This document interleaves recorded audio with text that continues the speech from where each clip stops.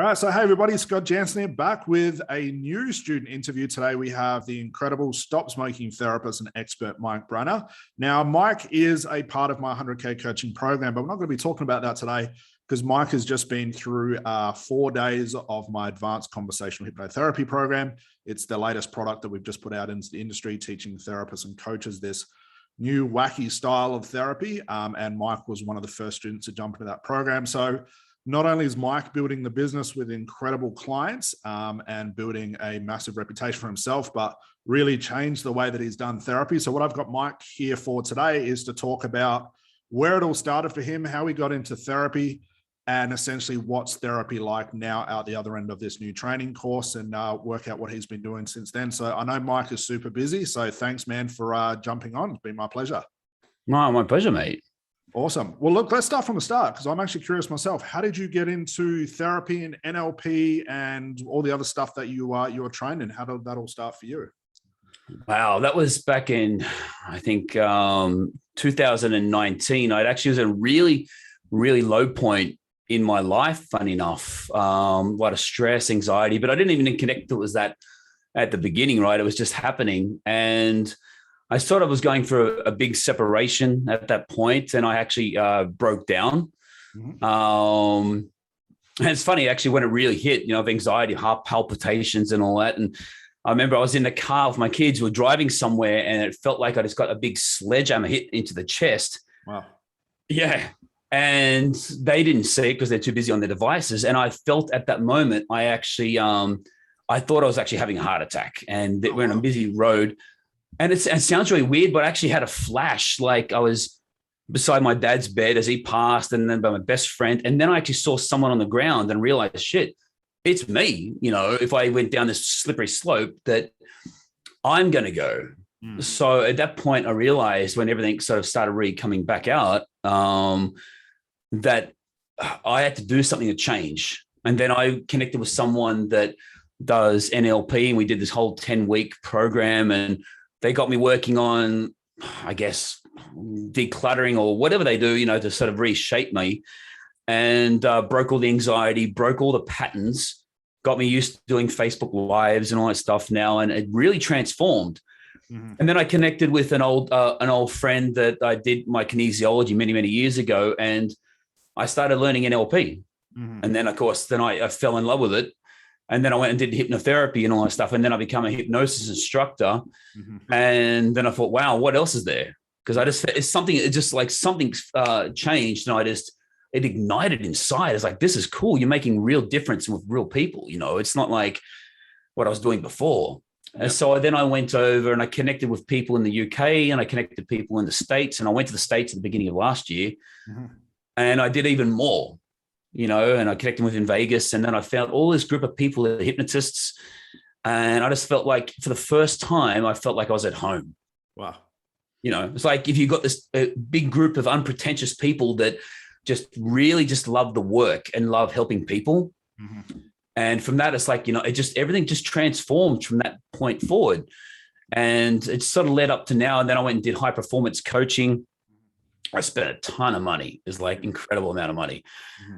And to now, where this year we're getting to the point, sort of like starting to really now shape that business of what I was doing. And I was doing stop smoking last year, but now it was just like, and joining your course. And I was doing another one at the same time, which was getting me focusing on all the other aspects and spending a lot of money. But then seeing what you were doing is like, wow, I can be even more efficient with what I'm doing.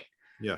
And especially with the conversational hypnosis that we're learning, and that just transforms everything on its head. Yeah. And we'll backtrack a little. Like when you did the NLP thing, so that went in for the 10-week program, that was to heal yourself, right? There was no intention of learning NLP or anything like that. That was more for yourself.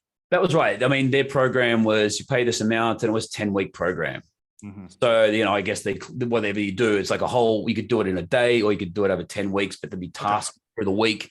Mm-hmm. So you have to go and do something through that week and come back to allow that integration process and everything. But yeah, I mean, it was quite profound. Mm-hmm. At the time. What was the outcome? How did you know you changed?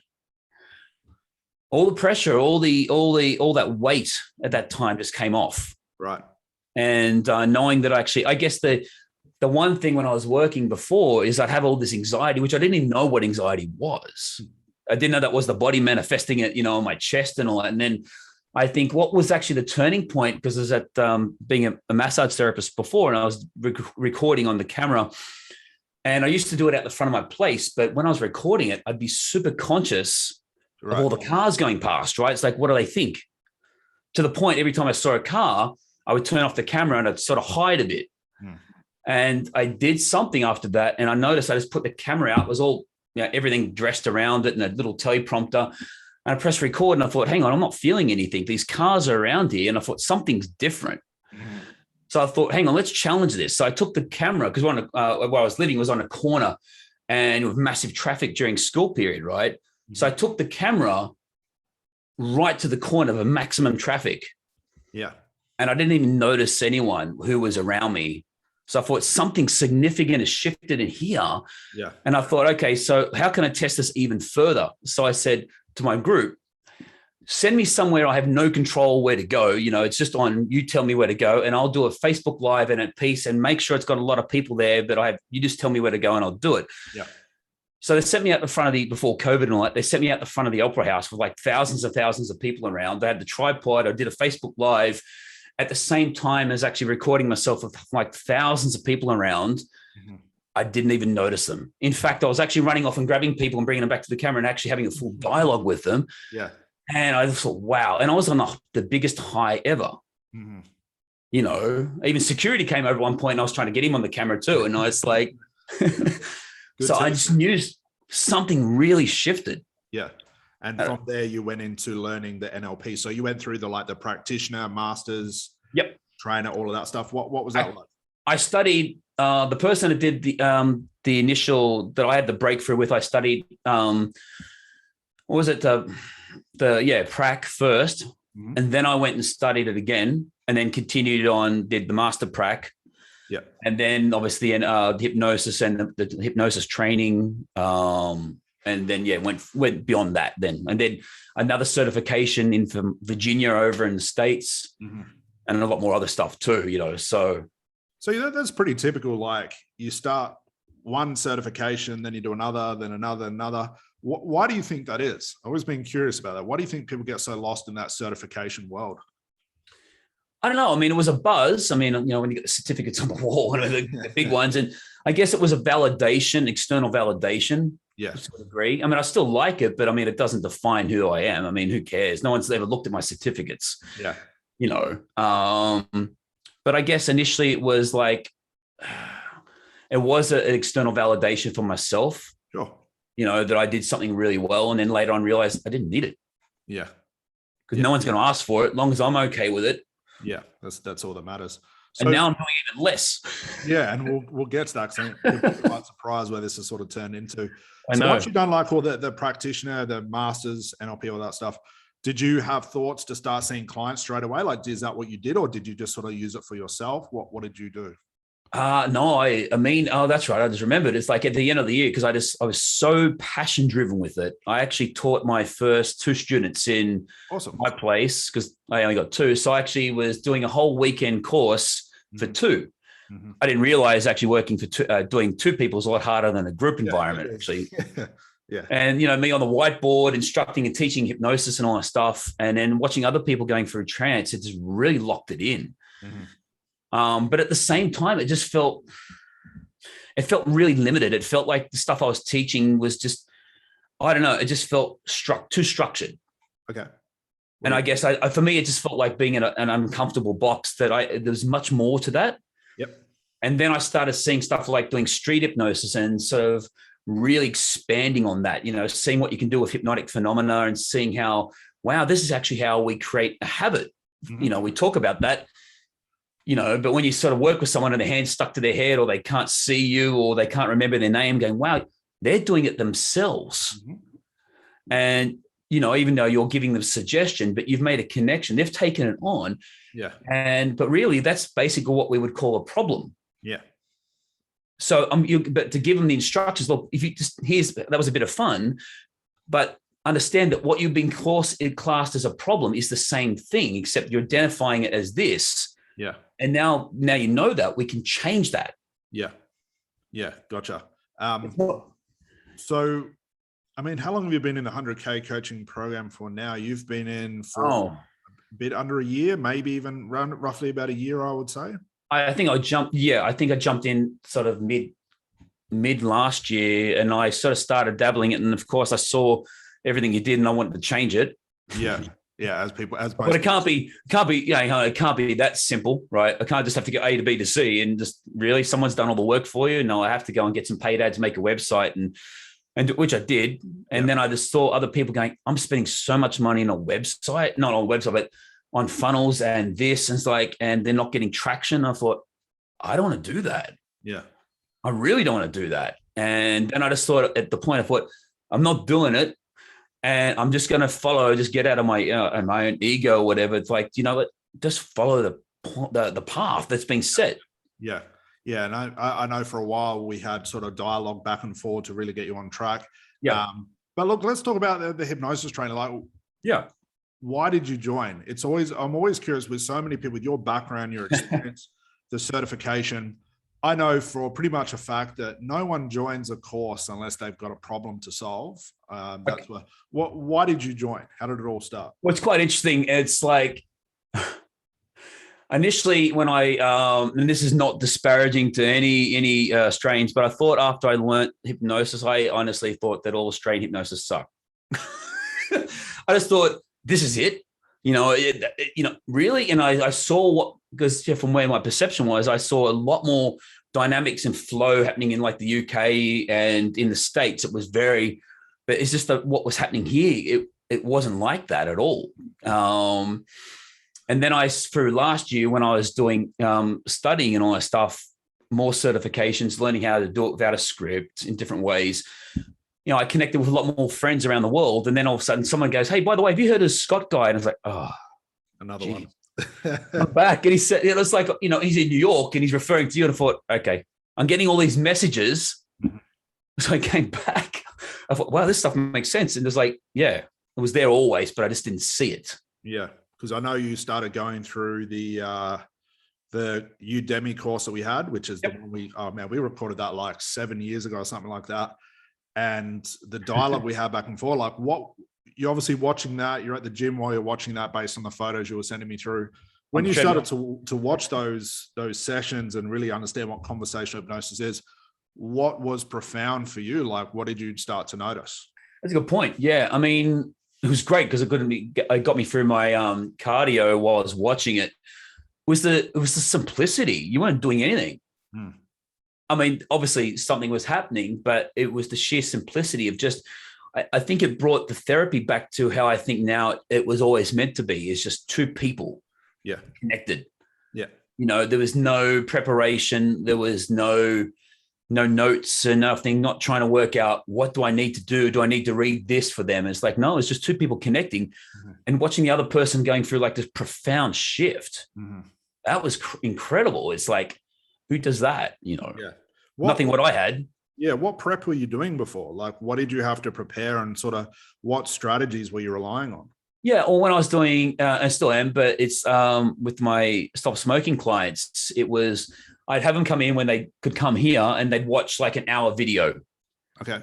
And it was something that I recorded that would go through all the different things of what smoking is and just educate them to get them on the same page and then bring them in. So we'd go through like different tapping and just like reversing the problem. And then they would sit down after that and it'd be like almost 40 minutes of them just in a recliner chair with just just all the different aspects of the audio recording to them, I mean, yeah, it was just basically just covering all the different aspects around smoking based on their intake sheet, which it just felt so big and heavy, really heavy. And it's like, honestly, I felt bored. Yeah. It's all just simple. It was the same every time. Yeah. Every time was the same. And, I started getting bored with it. I started getting really antsy. It's like, they got a big shift out of it, but I don't know. It just felt, there was no real engagement, I guess. Right. And it was, for people watching, there was actually Mike. We've got to thank Mike for that, who bugged me every other day for weeks on end after watching the conversational hypnotherapy program saying, you got to teach it. And I was quite hesitant for a while because it was just too much of a big deal. I thought, you know what, let's do it one more time and let's see what happens. So you obviously jumped in. We had 2 full classes back to back sort of weekends. What's changed for you after doing the 2-day? Because like, I can sit there and teach it all day, and it was profound for me when I first learned it, but now it's just sort of ordinary. Like, it just makes so much sense. It just becomes the way it is. What was profound for you while learning? What's interesting also, just back on that, is like when I was bugging you and all that stuff, I was just excited. You know, I was telling you that this is really cool and I teach it. But I was also actually, there was a couple of groups that were in connected sort of accountability groups. So I was telling them all to go get this course and bug Scott. Yeah. And they did, which was good. I'm glad you guys did. Yeah. I thought, God, because I was watching and I thought, this is really good, but it was annoying in a way from the thing, because I was seeing it from an audience perspective, and it was this way, and I couldn't. You're referring to what you were seeing, and I couldn't see it, and I wanted to be there. Yeah. So I thought, no, I want to be in the audience. So that's why I was bugging you, and I thought, yeah, I was selfish, and it worked. So who cares? But I'm glad you did. Yeah. So am I. Yeah. But what's changed now, being in it, it's like obviously doing it through this way. Everyone had a front row seat, so I can see exactly what's going on. Mm-hmm. The change, and then learning the fundamentals or the principles of what was really happening. And it's just like the simplicity, and then after that, I mean, I did the first one, and then I just, I thought I want to see as many people as possible just to integrate all these learnings. So then you're on, was it the second couple of weeks after that, wasn't it? Yeah, that's right. And then you said to me, it's like, well, I said I was doing a lot. And you said, well, if you got to 100, you'd be a master at this. And I thought, okay. So I made it my goal now to get to do at least lock away 100 sessions in a quick time frame to really integrate it. So this is not something I could ever turn off. Yeah. And it's just completely part of my identity now when I'm working with someone. Yeah. I mean, as of today, it's like 47 in like 3 weeks. Yeah. Yeah. What's the difference in comparison to like the more traditional stuff, which is always heavily on scripts and techniques and prep work and, processing time, all that. What's the difference now that you're seeing in your clients and the way that you're doing therapy? Straight thing that pops in my head is less is more. Right. It really is. And it's like, I don't need to focus on solving their problem. It doesn't mean I don't care. Of course you care I care as a human. It's more that that's not the space I need to be in for them to have that change. I need to be present. Yep. And just basically communicating on sort of a very aware, the way I see it now, it's almost like you're a radar and you're zooming in on that person 100%. And it's like, I mean, I had a lot of people come back to me saying, you know what, it's like I've been seen for the first time. And I said, I know, because you are, in a way, because I can see 2 levels of communication going on. It's like when I'm working with 2 people and I'm seeing on, there's like the normal banter it's going on, and which is just fluff. Yeah. But then all of a sudden it's like another part comes up and it goes, look at me. And it's like if you had a puzzle, as I was saying before, it's like you got a puzzle and it's like all these animals and then there's a piece of fruit. Like, which one's the odd one out? And then as soon as you draw your attention to that, boom, they change at that point. They go internal and they start drawing on their own resource. So I don't need to fix anyone. They've got it. Yeah. So there's no pressure on my shoulders for them to get that change. Yeah. I think the pressure thing's huge. And that's why we talk about it. Like when we're so busy trying to prepare things and do the timeline and the scripts and all that sort of stuff, which, is a little bit hit and miss here and there, it puts so much pressure on us to perform. Like I have to follow step 1, 2, 3, and 4, which sort of locks us into something. Right. We're realizing very quickly that people can't be locked into a technique because people's minds don't work in that 1, 2, 3 step formula. But, beyond that, like looking at the way you were doing things before with like the stop smoking, where you were essentially treating the symptom. What have you found out? Like now you realize that that's just all fluff. That's a symptom. I know a lot of people live by that presupposition and they say, yeah, I know it's a symptom. But then they go into the session talking about the symptom, which is a big waste of time. What are you finding that's really underneath the stop smoking stuff? Like, what are your clients telling you? Is it sort of all over the place and pretty profound things? Actually, that's a really good point because you're right. I mean, it's because it's a symptom, and now understanding it's like you can work with everything. But obviously from a marketing perspective, you need to focus in an area to get penetration, right? With the symptom, Thinking with symptom, because that's where they're communicating on. They're not talking about this deep root stuff. How can they? Because that's their blind spots. That's right.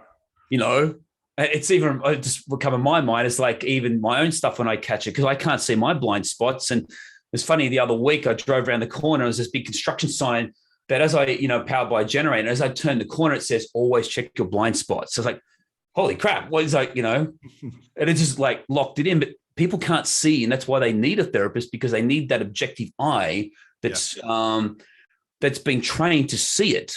Yeah. Because they're talking in symptoms. Like I have this smoking and I'm troubling getting caught out of it. Or I got weight, or I got anxiety, or I've got weight issues, but that's how they're intellectualizing it. It's not the cause. Yeah.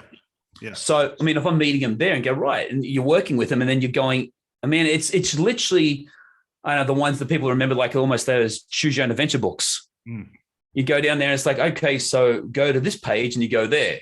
Yeah. Like, and it's been the most exciting thing for me, because I've never really come out of a, well, you probably know, because every time I usually got off work with someone, I usually text you and they go, hey, this is really cool, right?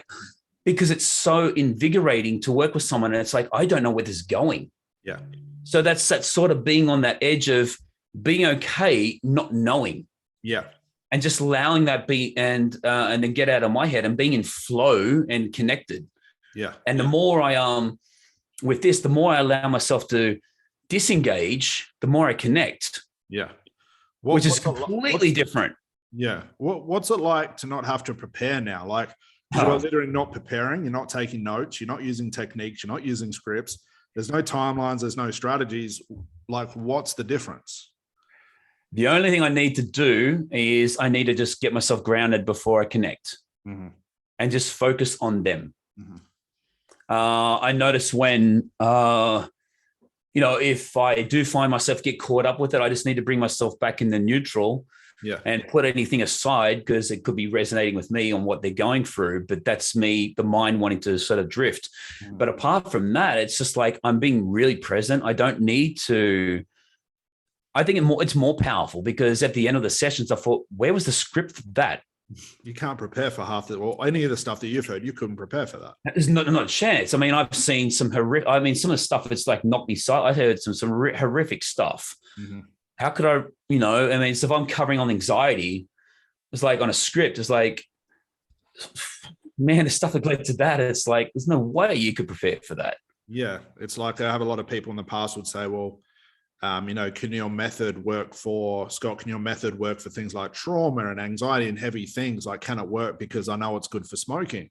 And you've got to quickly remind people that smoking's the symptom. You're right. As soon as a client sits down and I say, what's the problem? It's all the trauma. I've had trauma. I've worked with rape. I work with anxiety, with weight issues, daddy issue. I've worked with it all, but from a, unconscious level, that's what you're working with. But I think we get so caught up in, okay, stop smoking. Let me pull out my stop smoking technique. But we know that that's treating the symptom. And again, it locks us in where if it doesn't work, like if you do like the 1, 2, 3, 4 step, you read the script, you follow the technique. And at the end, it's sort of like, oh God, I hope that worked. But when you take that away and realize, okay, I've got to get to the bottom of the symptom, find out what this real root cause, if that's what you want to call it, what this thing is, and start working from there. You're a testament to that, of how quick these things can fucking solve themselves. There's no multiple sessions. It's quick, but you've got to get there first. Look, I mean, I found like the stuff I did before, it worked, but then I realized at that point, it's like, there's no way that could have ever got to the root cause. I mean, and it's like using smoking as an example. It's like the objective is not to quit smoking, which sounds nuts. It's to stay quit for life. And let's not even call it stop smoking, because you're still anchoring in smoking. It's just like, just get on with your damn life. But because it's not, why do we even, I keep saying to people, like, it's, looking at some of the groups and they're going, you know what, it's 347 days and 22 months is like of being a non-smoker. Thought, what are you doing? What the hell are you doing? It's like, how many days since you had the flu? Yeah. Are you an extra fluer, right? It's like, and why do you need to keep tracking something you're not doing? Yeah. So it's like you're still a smoker that's not smoking, that wants to smoke. Yeah. So I guess the difference is like, the objective is like everyone's looking for that that method, or that I'm using smoking as an example. They're looking, should I use this patch or this or that? And I thought, guys, you've already lost. Yeah. You're trying to think about what the issue is. And the problem is you're thinking about it. Yeah. Well, you know, we see the same thing in industry. Like if you go to enough Facebook groups, you'll still see people say, my client is a smoker. What's the best technique to use? My client has anxiety. What's the best strategy to use? When you're coming at that place, you're locking yourself in for disappointment. But I think doing this sort of roundabout way where we figure out, okay, I know the symptom is smoking. I know that 95% of what my client's about to say to me is rubbish, because how could it not be? Because they're just telling me the circumstance. Until I figure out what it really is, what can I do except ask about the problem long enough, see the unconscious moments, heal it. But the cool thing is, as you're finding out as well, hopefully, is when your client comes in and said, I need to quit smoking, and you know, you figure out the unconscious moment where the unconscious stuff is, you heal that, the smoking becomes the last thing they ever cared about. And that just takes care of itself naturally as a result of fixing all the big stuff. And that's what I mean about transforming someone's life, not just the core initial problem. And you're seeing that with your clients. And that's why the stuff is way more profound. The way I sort of come up and I sort of explain it is like the tree, and you've got the leaves, right? So, you know, that's the smoking. It could be weight loss. It could be anxiety. It could be insomnia. These are all just effects of what's happening down here.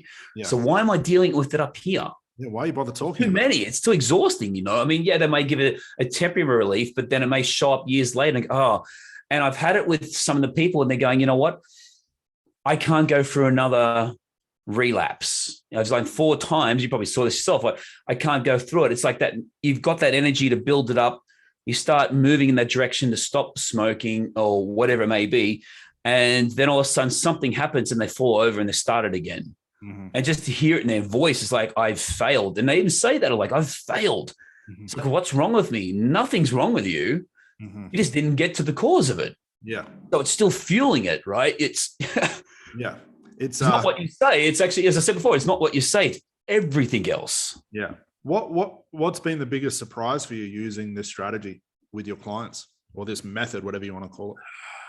Oh, whatever you call it. I think every time you even just labeling it as, you know, conversational, it's like it's limiting it.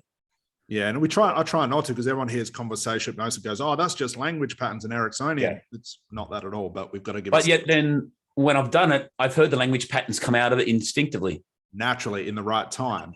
Right. And even the metaphors that come out, it's like saying to you before, it's like, I don't think of the metaphors until it's actually, they just pop into my head at that appropriate time. And as we said with this, it's like, you know, the thing that you don't think you should say, so say it. It's like, what was that about? I don't know, but it popped in my head, so I'm going to say it. Yeah.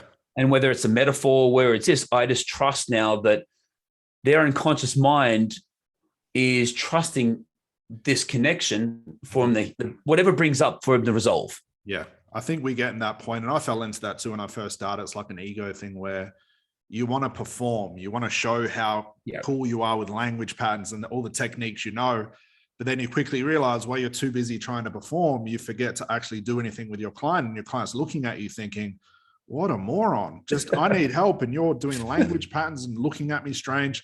And I think once you drop that and start thinking, okay, my client's here to solve a problem, it's best I figure out what that is and worry about all the stuff later. But for you, like, what was the biggest surprise? I know you've been through so many students and clients and working with them. What's been the biggest aha moments for you?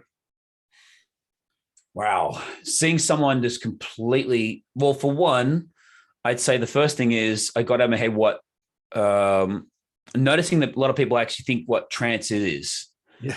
And it's like, and I guess the biggest thing is the people go, well, we think you're going to be hypnotized. And I was like, hang on. The illusion is you're already in hypnosis. There is nothing that's not hypnosis. It always is, except now we're shaping it in that way, and you're in trance of this problem. So it's just pointing that way. And I guess this thing is like watching someone just transform at that point, and I don't know what's going to happen. You know, so I think out of so far, I said 47 today. I think it's, I think only one person closed their eyes, or maybe 2 people closed their eyes and drifted down. It's 2 maybe. Other people are sweating, convulsing. Just some people explode into tears, crying. A lot of crying usually. And they say, "You're going to make me cry." And I said, "I'm not doing anything, but bring a bottle of tissues." Right. So it's it's exciting.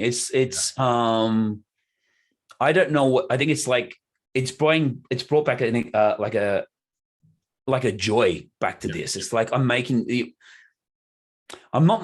doing it. They're doing it. So it's like you're the personal trainer in a sense. I'm telling you to do the push-ups because I know what we need to do because I understand what's involved, but you're the one doing it. Yeah. I'm just guiding it and shaping it in a way to make it resourcefully so you can make those connections as I see them, because you can't. Yeah. But so all the credit is on the person. Yeah. So they take all the reward for that, and it's empowering them. Yeah. Because I'm not telling them, because as soon as I found it, if you go to give advice, they reject it straight away. Yeah. But when they get it, they get it. Yeah. And I mean, if you look back on the way you're doing things before, if you hadn't, one of the first things we teach is every trance is different. Don't look for the eye closure because that has nothing to do with it. How do you come in with the old mindset, the way you used to do things, and seeing things now and think, okay, well, where's the trance? Where's the eye closure? Where's the suggestions? Where's the techniques? You probably would have assumed in your mind, oh, it's failed because I was looking for my client to close their eyes, but none of them really have. That must mean I failed. And again, I think we get caught in that, especially as new therapists, hypnotherapists, not so much coaches, where we're so busy trying to create the eye closure, drooling trance, looking at the scenes and all that. But again, that's us telling our clients how to do things and how to solve their problem. Right.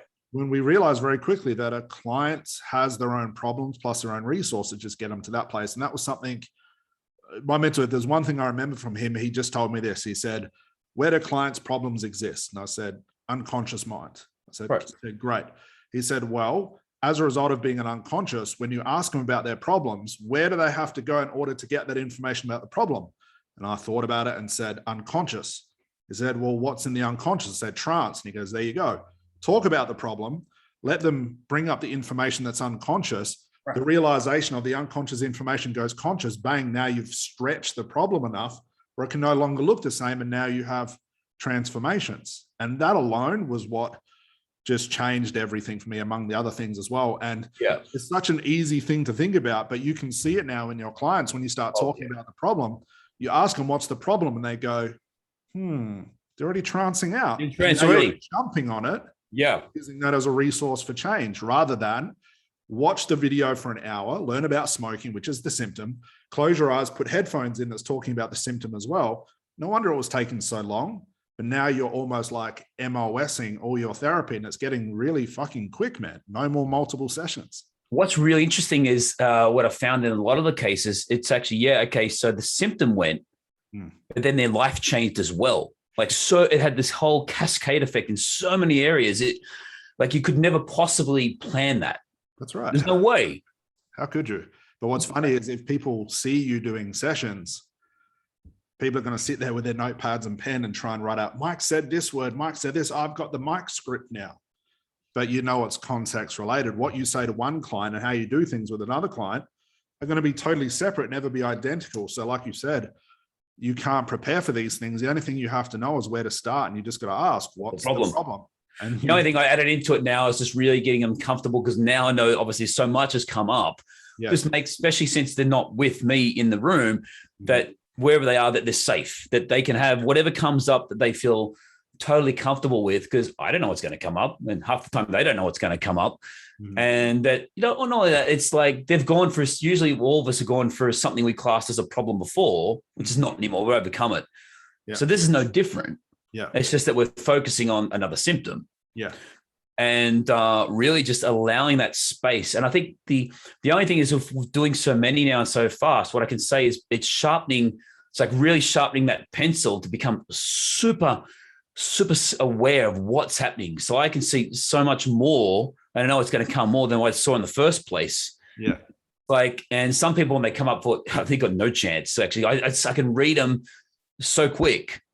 Those unconscious moments that we look for become so part of your awareness. Like when I first got to my 100, I would say I was competent. I was better than I was before I did the 100. When I got to the 500 mark, I realized, shit, this is going beyond another level. Past the 1,000 mark of treating clients in this way and thinking and acting this unconscious moments way, you're going to look back on the first couple of sessions you didn't think, far out, I'm still talking too much. Now I'm literally saying like 5 words, My client's drifting off into trance. I'm sitting there just waiting for them. They come out and thank me for it. But I've literally said 5 words in comparison to reading. I spoke to a therapist today. She's got a script that you have to read. It takes her 28 minutes to read the script. Wow. That's exhausting. What are you doing for 28 minutes? What are you doing? You're trying to force this onto the person. So I think if anything, and hopefully you'd agree with this, it takes all the pressure off us to get stuff done instead of just being there and connecting with the client as well. And I think it's not as energy zapping anymore. You don't have to worry about that. Actually, it's the opposite. I find myself on a high after it. Yeah. Which I never expected. How would that happen? I mean, it's like, because I'm actually engaging. There's something's going on that, and they always say, it's like, wow, what was that? And I thought, I don't know. What did we talk about? They go, I don't know. Yeah. And that's there it was. Yeah, we don't even know what we talked about. Maybe have a bit of an inkling. I mean, after I'd say, I was saying to you the other day, it's like out of, at this, this many I've done, I don't even know who I worked with. I have to look at my calendar. I remember some, but it's like, what did I even say? It's just not there. Yeah. Because I'm not thinking about it. Yeah. That's because you're in that moment, because I have to think about it. I need to sort of step back and look at it. But you're not doing that this moment. You're in that moment, literally in that moment. It's very spiritual in a way, I guess, very meditative, because I'm in that moment tuning in. And everyone said, wow, I feel like I've been seen. Yes. Like, absolutely. Yeah. And there's no way in the world you could prepare for that. But that's what I mean about the results. And these results, obviously, this type of therapy in the business is all interconnected, because the whole goal of the business is to see less clients make more money. But in order to see less clients, you've got to speed things up. Yeah. So this completely ratifies or de-ratifies, if that's a word, the way you do therapy. So instead of doing 10 sessions, now you're getting it done within you're on the training. We had transformations in minutes. Things were happening, and that could be a full session. So, moving forward, like with your business, your therapy gets quicker, you get more efficient in your niche, but it's these results where people start walking out of your office thinking, man, this Mike guy, I went in for smoking, but literally my life has changed. I don't give a fuck whether I smoke or not. And as a matter of fact, when did I quit? I don't even know. It just stopped automatically. That's the type of results that get out in the industry. And now you become like the stop smoking guy, and people come to you and you're charging 10 times the amount as the average therapist, but you're also getting things done quicker. So if the competition looking in on this or watching you, like, they've got no hope, because you're speeding everything up, but look at the transformations you're getting. Yeah. I mean, I look at it and I know some people, I was having this conversation with someone earlier today, and I said, yeah, but a lot of people may just like that Band-Aid. They want that fix. And I thought, well, it's the difference between giving that and the objective at the end of the day. As I said, it's not anyone could stop smoking. Anyone could stop eating, or the food, or whatever it may be, or, whatever the symptom is, for a period of time. But how long will that last? That's it. That's the thing. And it's like, this is transformation, because you're getting to such a deep level, and wherever it goes, it needs to go. And they're seeing these people's lives change. I mean, it's like, it's just testament to that. I can't promote. I couldn't even pay for anything like that.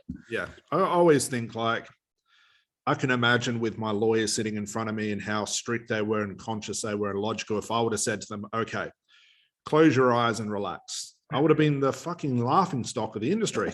So I think this method, like, ideally is like really doing it without them knowing you're doing it, so you don't catch their resistance.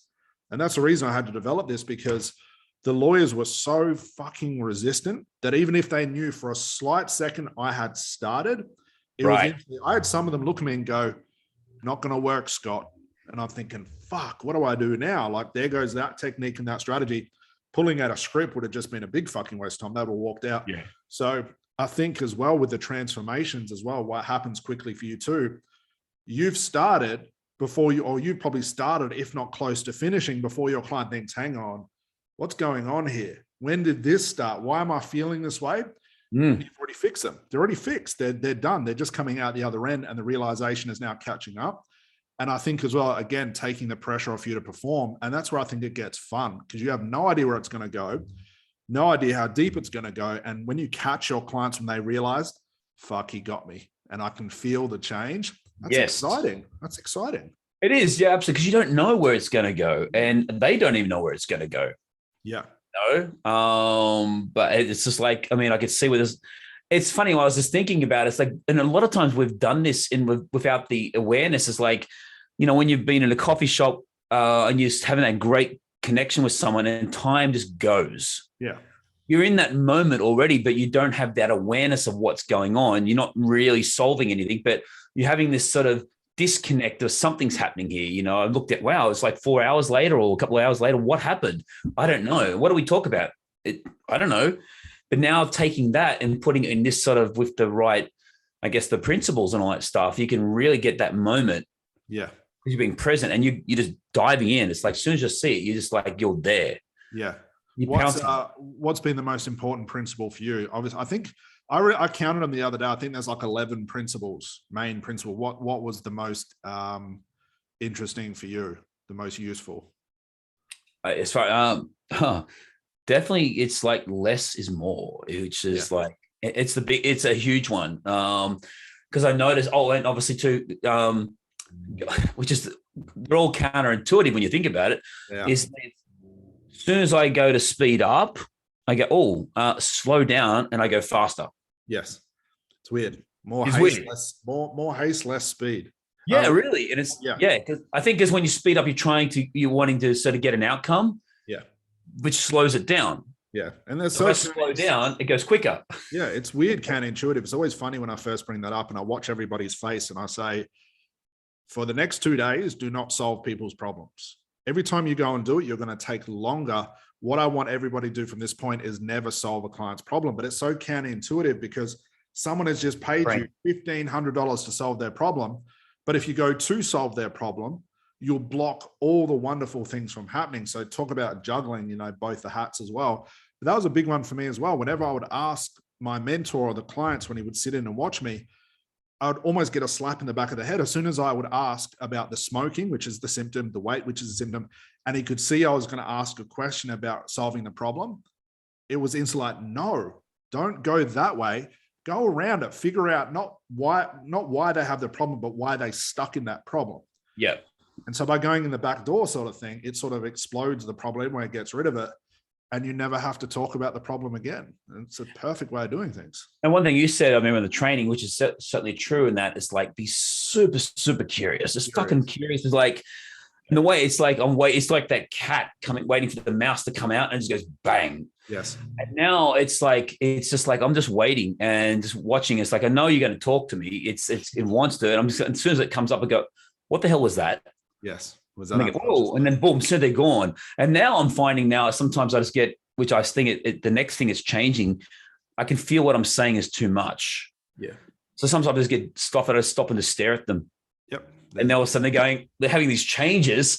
I'm just staring at them. Yep. Because as soon as they're looking at me going, why is he staring at me? They've already gone inside to reflect on it and they're in trance. That's it. It's like, it's great. It's like the doing too much thing. It's like overselling a sale and all that sort of stuff. But I think as well, when we come to the point of stopping being curious, why does this person have this problem? It's because we've gone into this thinking, it's another stop smoker, get my stop smoking script, my timeline out. I'm going to apply something to a symptom, even though I know it's a symptom, I'm still going to apply it to it. And it's the biggest thing I see, the reason why people get so caught and it takes so long to solve someone's problem is because you're trying to solve it. The problem. And it's working and it's got a reverse effect to it. It's like the unconscious mind is blocking it. Say, no, I know how to solve it. You just get the conscious mind away for a while, I'll solve it. But the whole time we're trying to perform and solve the problem, we fuck everything up and it takes so long. I'll see people selling packages for 12 months for anxiety. Like, what do you need 12 months for? And how do you know it's going to take that long? That's it. But anxiety is the symptom. So already you're in a bad place by trying to sell a program or a package around a symptom, but also to the point where you stop solving. And I think as well, like the whole pressure thing, keep coming back to that. But when you stop thinking, when you realize, okay, I'm not even going to talk about the problem. I don't even know what it is. I'm not going to try and solve it. There's no pressure on me. And it forces results to come out and you don't have to do a damn thing. So I think that alone, and again, that's why you're seeing so much speed in your sessions now. Yeah. I mean, I guess the thing is, it feels like you're not doing anything. I mean, you actually are doing a lot. Doing more than talking. Yeah. You're doing more than talking. You're observing. Mm-hmm. But you're observing and you're obviously being present, but your awareness is so sharp now.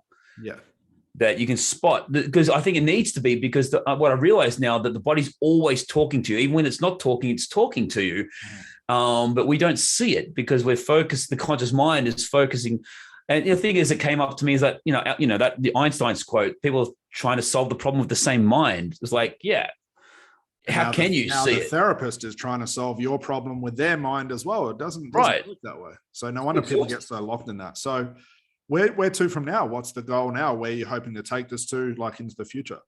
Well, it's already started happening now. It's like I've had people reach out going, I know someone, can you help me here and help me there? And it's like, now I'm sort of stretching it with a lot of other people to see, okay, what else can happen? I don't know. Like someone says, how do you fix this? And I thought, I don't know. I don't work with symptoms, but let's see what we can do. But your body knows. Yeah. So let's see where that goes. Right. So, I've already noticed that since I started this, even with my getting out there with my Facebook lives, it's like, I just come up with an idea. Here's a title, record. Before I'd actually have it written on a piece of document behind the camera, and I was actually scrolling it, and it was like really, robotic. And now it's just like, who cares? Just record it. Whatever's going to come out is going to come out. Yes. And I trust to be present in that moment. Yep. And the people that need to hear it, they're going to hear it anyway. Yeah. So I don't need any pressure on myself whatsoever, except just to do it.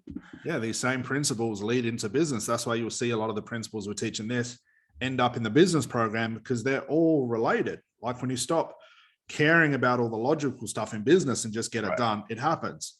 When you stop trying to solve your client's problem, putting pressure on yourself with techniques and strategies, they'll solve their own problem. So it's all interrelated. But I guess at the end of the day, if you're speeding up your sessions, you're speeding up results, that can only have positivity into your business growing very quickly. Yeah. I guess that's what I've been doing so far. I sort of throttled down some of the other business aspects so I could just really shape this product or the skill set. So, because I thought at the end of the day, it's going to come to that. I need to do it, even if I got the business. So, I just wanted to really reinforce it. And now it's funny because you can't turn it off, as you know. It's always there. Yeah. What's it like now? You'll never have to learn another technique or a script or a strategy ever again. What's that like? No more certifications. No more certifications. That's right. It's now I can just focus on the business. Yeah. At the end of the day, we have a business that is product driven. So if you get rid of all the hype, you get rid of all the marketing, you get rid of, let's say Facebook dies, YouTube dies, we've got no organic places to market your business. The only thing that remains is the result. So while everyone's trying to either build one or the other, everyone's either trying to build the business with a shitty result, or they're just trying to build the result without running the business. If you can do both simultaneously, if your marketing dies and goes away, your reputation that's building now will be forever bleeding you in paid clients. And it only comes to the results you can get in a very quick amount of time. So it's like a win-win for you. You can't lose. The interesting thing is it's even more comforting that I've noticed that I can go and do this anywhere. Yes. It's like when we can go for a coffee or this or that or whatever, I know I could sit down with someone long as I got their attention and all that stuff. Yeah. You can work on anything. I don't need any environment. I don't need to bring any books or preparation or all that stuff. It's just like two people again connecting. Yeah. I think on a very profound level. Yeah. One of the students, I won't mention his name, in the Facebook group, said he was sitting at Starbucks with a friend of his, started to talk to her. 10 minutes later, she had a major marriage breakthrough where she just trying to figure out how to solve her marriage through 10 years of therapy and all this other stuff. And after a 10-minute conversation with him, she had this profound breakthrough and started sorting her life out. But yeah, it's very versatile. It's dynamic and can be done over the phone, face to face. But just even the level of communication with family and friends changes. You just got to have to stop yourself seeing the moments to do something with it. You've just sort of got to be human at that point. But it's versatile because you don't have to prepare or script anything, which never would work in the first place. But it gives you, like I said, less pressure on you to perform.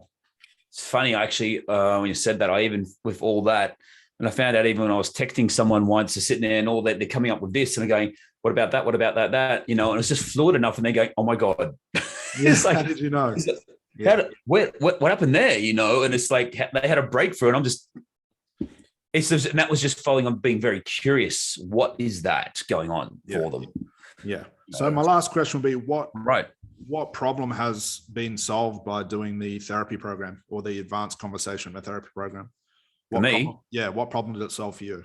I'm like, oh, wow. I am so much more calmer and grounded now. before. Before I was never really comfortable just sitting down as doing it. And now it's like, I rock up and just go. It's just I think one thing I realized is that it's just a thing. Yeah. Right. And as soon as we identify it as something, we want to make it so much more than what it is. And it just weighs it down. And we think we need to add more to it to go quicker. And I was like, man, you're just bogging the wheel in the ground. It's like, you need to take it off to go quicker and just move more fluid, and it's like, and for myself, it's like, wow, I don't even care now. I was like, I'll just turn up in a sweater and just get on the line. And it's like, who cares? That's it. And it's just taking so much more pressure off myself because, and you said it yourself, it's like, you know what? People are going to judge and criticize or whatever it is. That's not my problem. That's right. As long as you're getting results, is all that matters. The people I know, there's the two things. I guess, like, you're not going to, the fact that there's a problem means there's already a solution straight away. They're just not connecting it. Mm-hmm. So I trust that the fact is, if they've got a problem, it means there's the answer there, but I don't know what it is. So they'll figure it out as long as it's just guided. So that takes a lot of pressure off. And, and the other one is the people that need to hear it will hear what I've got to say anyway, what we have to say. Who cares? You're getting criticism? Sure. Does it bother me? No. Yeah. I don't care. I care about the people. Of course. I just don't care about their problem. Yeah, that's all that matters, is those results for the clients. And I'm having the best connections I'd say pretty much all the ones I've worked so far, it's like on another level altogether. Mm-hmm. It's like, I can't even describe it. It's like, it's totally different. Yeah. Yeah. And it should be. Totally. But man, that's awesome. Thanks so much, man. I know you're super busy. I'll let you go there. But guys, if anyone wants to reach out to Mike, maybe get in a practice session with him, we'll leave his details below. I don't know how many more he's given out, but definitely a wealth of knowledge when it comes to therapy and helping people change and stuff like that. So even if you're new to therapy, definitely giving Mike a message or catching up with him. He can explain it, of course. But guys, any questions about this or what the program is about, just leave the comments below. I'll be happy to check those out. But man, thank you so much. I'll see you in the group. I'll see you on the next training coming in the next couple of weeks, since everyone's bugging me about it again. We'll run you guys through the wheel. But man, I appreciate it. Thanks so much, man. And I'll see you during the week. Cool. Thank you. Awesome. Thanks, Mike. Cheers, buddy.